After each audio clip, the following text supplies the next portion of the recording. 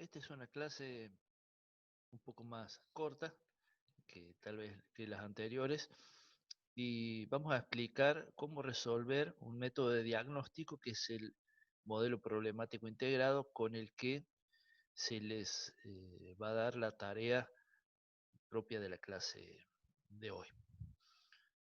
Esta técnica de diagnóstico es bastante sencilla y como el nombre lo dice, trabaja a través de los problemas que se pueden encontrar, que es probablemente para el motivo por el cual los llaman a ustedes en un futuro trabajo. La gente los llama porque tiene que resolver algo. Bueno, y a veces cuando los llamen o cuando llegan a un lugar, suelen encontrarse con que hay una mirada de quien los llama, del productor agropecuario, por ejemplo, sobre cuáles son sus problemas, que no siempre es una mirada certera en cuanto a la prioridad de los problemas, ¿no? Y esta técnica ayuda un poco a priorizar los problemas, a detectar cuáles son los problemas más importantes y cuáles son los problemas accesorios y a decidir algo que es muy importante para un profesional, ¿no? Que es por dónde empezar. Eh, a veces uno se encuentra una complejidad, un entramado de situaciones que hacen que el campo no funcione de la manera que el productor quiere que funcione. El tema es por dónde se empieza a trabajar en eso, qué se prioriza. Y este método nos ayuda en eso, así que vamos a tratar de explicarlo brevemente y después van a hacer un ejercicio. Tiene una serie de pasos, ¿sí? El primero es muy sencillo, es hacer un listado de los problemas que ustedes observan.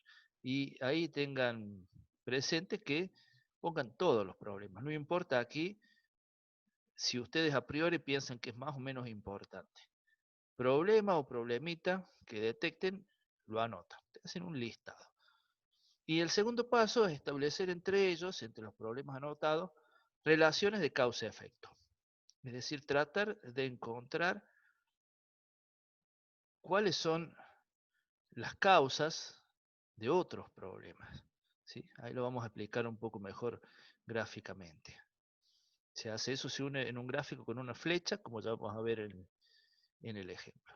Luego se identifican puntos críticos que son los más importantes para empezar a trabajar y luego se generan propuestas a, a partir de la identificación de esos puntos críticos. Son estos 4 pasos, es bastante sencillo.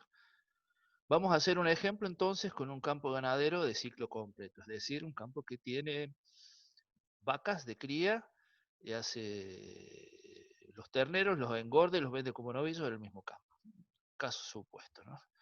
Y que el diagnóstico del productor por el cual los convoca es que gana poco, es decir, tiene un campo de un tamaño lo suficientemente grande, un plantel de vacas abundante, sin embargo, él evalúa que sus ganancias son pocas en función del capital que tiene invertido.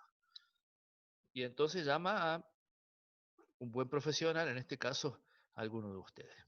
Bien, entonces hacen el listado de problemas y vamos a suponer que encuentran todos estos. No hay planificación, se va haciendo en el campo las cosas sobre la marcha, eso ustedes lo analizan como un problema, ven una descapitalización en mejoras de maquinaria, es decir, las máquinas son viejas, los alambrados están viejos, están rotos, eso se ve cuando uno camina el campo nomás.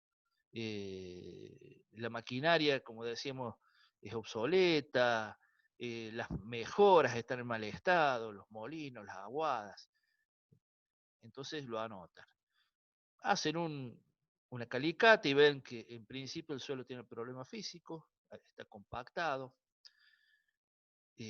hablan con el personal y notan que tiene una formación limitada, unos recursos eh, para trabajar escasos,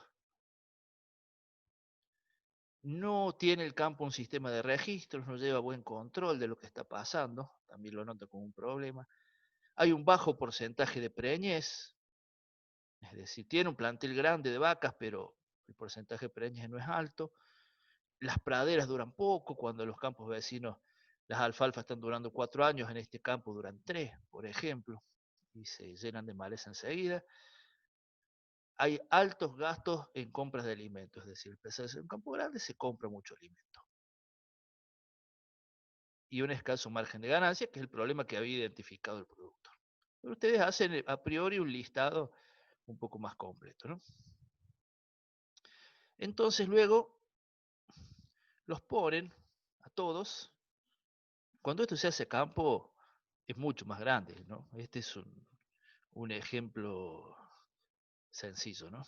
Para, para ejercitar el método, pero hay veces que esto queda grande y, y- y el listado de problemas es más completo. Pero con esto creo que es suficiente como para, por lo menos para ejercitarnos en el método, ¿no? Entonces ponen a todos, lo que les decía, y empiezan a hacer esto que hicimos acá. Por cualquiera empiezan, porque es lo mismo por cuál problema empiezan. Identifican la causa de un problema. Por ejemplo, ustedes pueden conjeturar que la falta de registros en este caso genera complicaciones de forma tal que incide directamente sobre el escaso margen de ganancia. Es decir, no anotan nada, se les desordena todo, y eso hace que ni siquiera sepan el margen de ganancia, que a la larga es escaso.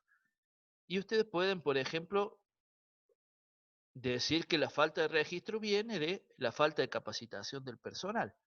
Es decir, el personal no está capacitado para tomar registro de lo que está pasando, ¿sí?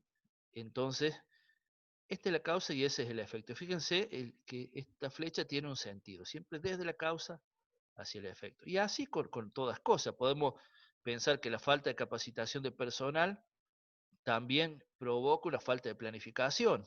Se van haciendo las cosas sobre la marcha, que esa falta de planificación hace que las praderas duren poco, porque se planifica mal el pastoreo, que es otra causa que pusimos aquí. Aquí está, ya vamos a llegar. Eh, la compactación de los suelos también hace que las praderas duran poco, porque las raíces no tienen mucha capacidad de desarrollarse. El mal manejo de pastoreo también hace que duren poco las praderas. Esta duración provoca un escaso margen de ganancia, achica el margen de ganancia porque hay que recurrir al gasto de la siembra más frecuentemente y también a comprar más alimento, porque el plantel de vacas era grande, ¿sí?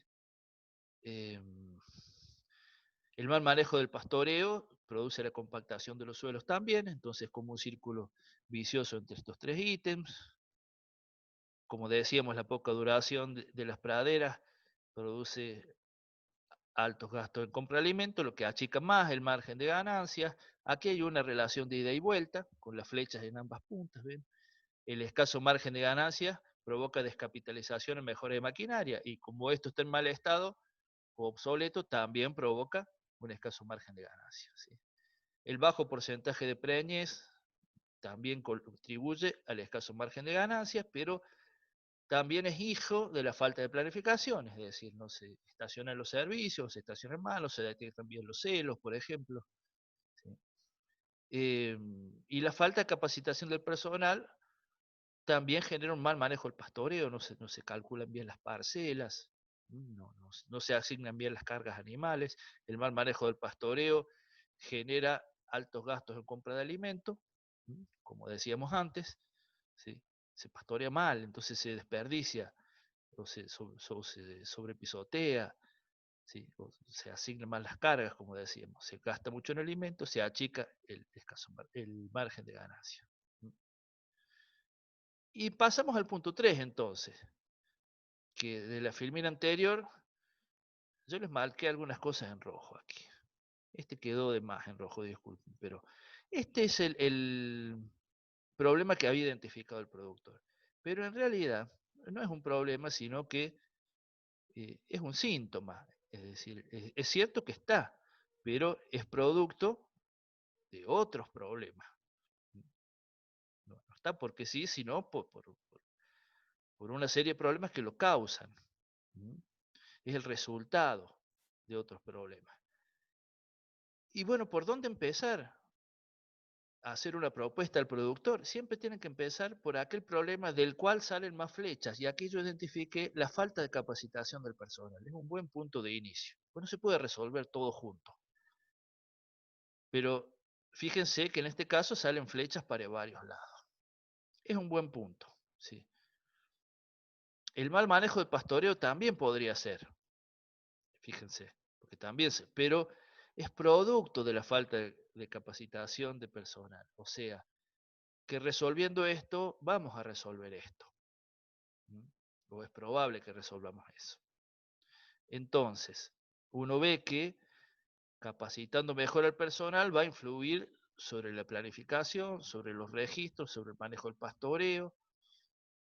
Probablemente duren más las praderas, probablemente hay que gastar menos en alimento, ¿sí? Probablemente los porcentajes de preñez aumenten, y con eso el margen de ganancia va a ir mejorando.